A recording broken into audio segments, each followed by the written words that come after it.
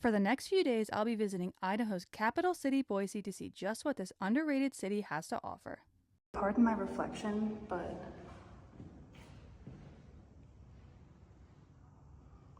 wow, that's crazy. Okay, so it's officially my first day exploring Boise. Today I'm going to the Old Idaho Penitentiary. You could do like self-guided tours or guided tours here. Self-guided is only $8 a person, so we're just gonna do self-guided so I can kind of like film and like take my time. But I've always wanted to go here, so I'm super excited. This penitentiary was built in 1870 and was operational for 101 years, and now it's open to the public for guided and self-guided tours. So this place is cool because you can walk in some of the old buildings, and you can even go in some of the old jail cells. This penitentiary saw riots, escapees, and was around for Boise's transition from a Wild West town to a mid-20th century capital city. So I'm in the largest cell block here right now, and there's a display of all the weapons that were like confiscated from the main yard, and some of them are really crazy.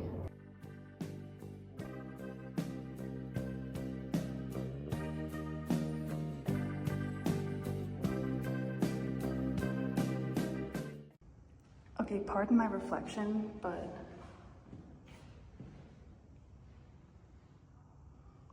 wow, that's crazy. Right next to where I just showed on death row sits the gallows, which honestly I was not expecting to see. And definitely take a look at the wall behind it to read up more on the 10 men that were hung here.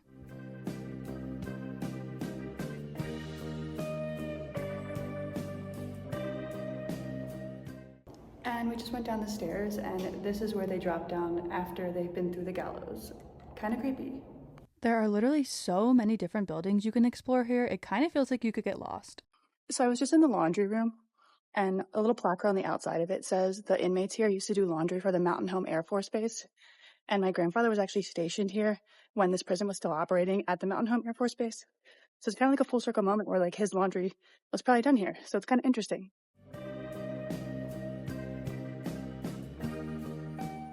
So I've actually mentioned this before on like a previous video, but what I got started doing when I started like with photography was exploring like abandoned buildings, except it was like the kind of breaking and entering kind on the East Coast, like old asylums, old prisons, like all kinds of stuff, like old homes. Well, not breaking and entering, just kind of walking in and entering where you're not supposed to be. I don't do that anymore because I'm like an adult now, I'm of age and I don't really want to get arrested.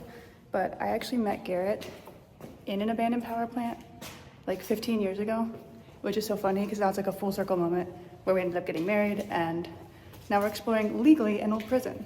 In total, we spent about 2 hours here, which felt like plenty of time to see the entire place. Honestly though, if you're visiting Boise, I definitely recommend visiting it. It was pretty cool, and I'm not one that likes to spend very much money, even though this was not expensive, but still like the principle of it, I don't like to spend too much money. This was worth the money.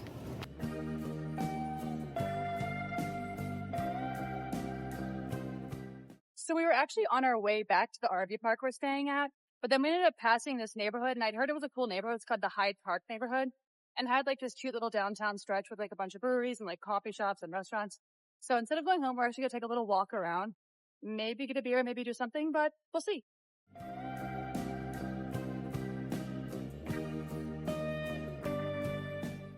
So I won't lie to you, I was gonna go for like a nice long walk, but I did not get very far because I found this cool looking brewery with a really nice patio called Lost Grove, and that's where I am. And I got one of their IPAs, and it's so good.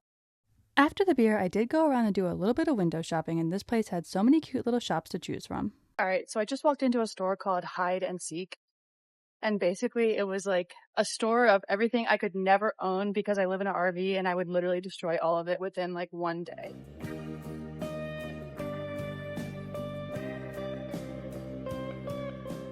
So I've been doing like mostly a lot of like RV maintenance over the weekend. It's been like super smoky in Boise, so I haven't really wanted to like go out because there's like literally wildfires like literally everywhere. But it's actually kind of nice right now, and there's blue skies. But I got a bunch of laundry going. I've literally got like every bit of laundry done today, so I'm just waiting on the dryer. And I might go somewhere and do something, but for now I'm just kind of looping around the RV park. Something I like to do when I'm like staying in RV parks, just so I can kind of get my steps. And the one we're staying in is really nice right now, so kind of a nice little walk. This place was called High Valley RV Resort in Eagle, Idaho, and I spent a week here, and honestly, I liked it a lot. So honestly, I've been taking it pretty easy in the Boise area the last few days, but today I'm going on a hike, and it's called Polecat Gulch. The hike is actually on private property, but the landowner luckily allows access to it. So I am going there right now. I don't know what to expect because I haven't really seen any photos, but it's kind of in between the RV park I'm staying at and the city. So it seemed like the perfect day hike for today.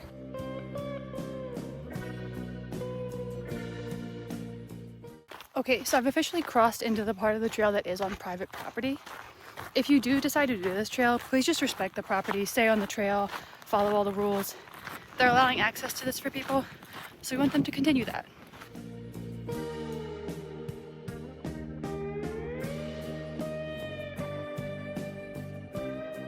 So I finished that hike and I drove into the city. I'm gonna go get some ice cream from this place called The Still.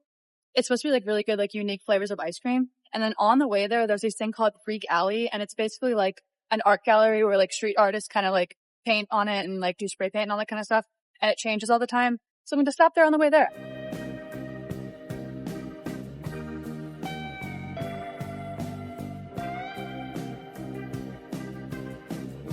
So all the art in here basically like changes all the time. It gets painted over, but I found my favorite one right now.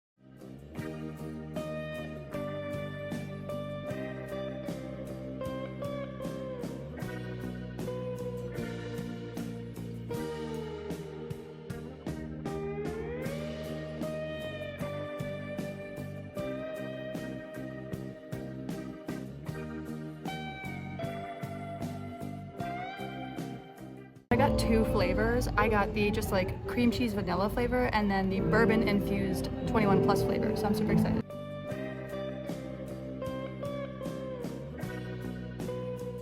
So the bourbon infused one is really good. It's just like ever so slightly subtly bourbon-y flavored. So it's kind of like vanilla bourbon. And honestly, it's probably my favorite of the two, but they're both really good.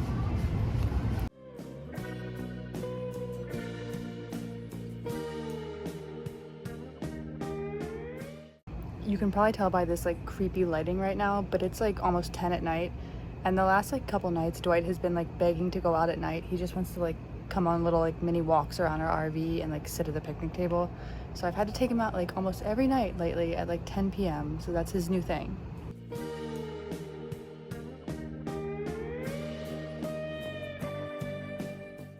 So I check out of this RV park tomorrow and I've decided I'm gonna go boondocking. The weather's actually like cooling off majorly in the mountains, so it's kind of like perfect weather to actually go up there and do that. But I have like a million things I gotta get done today because I'm not like fully set up for boondocking as well as like some rigs are. So I want to kind of show you like my process and how I make it work. So excuse how chaotic it is, but I always make sure I fill up all of the water bottles that I have. And then the bed is all crazy because I'm doing laundry, but I'm charging up like all my power banks because I don't have like a nice solar setup that can run my rig. So these power banks are pretty much what I rely on to do basically everything. So this stretch is going to be the longest I've ever boondocked in my trailer. Honestly, like I've done some like light boondocking places, but I've been doing a lot of like camp work. So like I've been staying at a lot of campgrounds and stuff. But so this summer's getting kind of crazy with that. But now I'm going to see how long I can boondock. I'm not like super well set up like some trailers. So I have like little power banks that I use to charge my stuff up with as opposed to like my trailer battery because I only have one battery and it's not a very good battery. But I do have a generator if I need to use it. I just really hate using that. And I will use it like in a pinch to like charge up everything real quick. But we're going to see how long I can be out there. I went to the grocery store like 5 times and got like basically everything I could possibly need for like at least a week and a half or so, probably more. So we will see how it goes.